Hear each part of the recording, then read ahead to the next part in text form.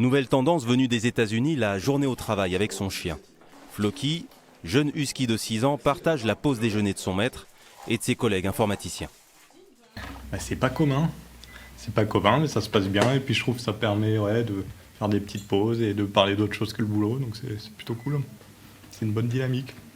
Un chien au bureau, l'idée a germé naturellement. Un déménagement, un nouveau boulot, Paul-Émile Moreau et son compagnon avaient besoin de se sentir à l'aise en arrivant. Au départ, c'était vraiment pour m'arranger, justement parce que j'arrivais et que du coup, il fallait que le chien puisse se faire un peu au retour ici. Et du coup, au final, oui, ça s'est bien passé.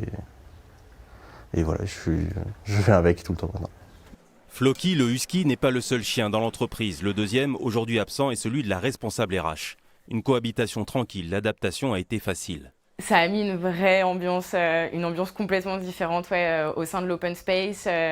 C'est beaucoup plus détendu, c'est une vraie soupape de décompression. Ça ne change absolument rien au quotidien de l'équipe, si ce n'est d'avoir une présence, un collaborateur en plus, si j'ose dire.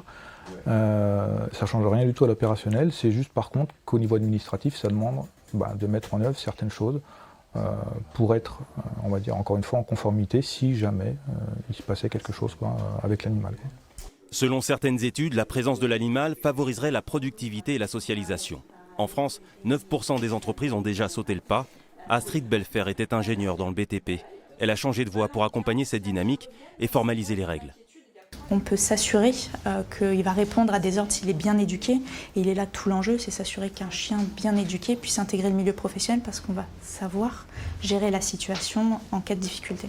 Ce n'est encore qu'une pratique de niche, mais selon un sondage de 2024, 53% des possesseurs de chiens aimeraient qu'elle se développe pour améliorer la qualité de vie au travail.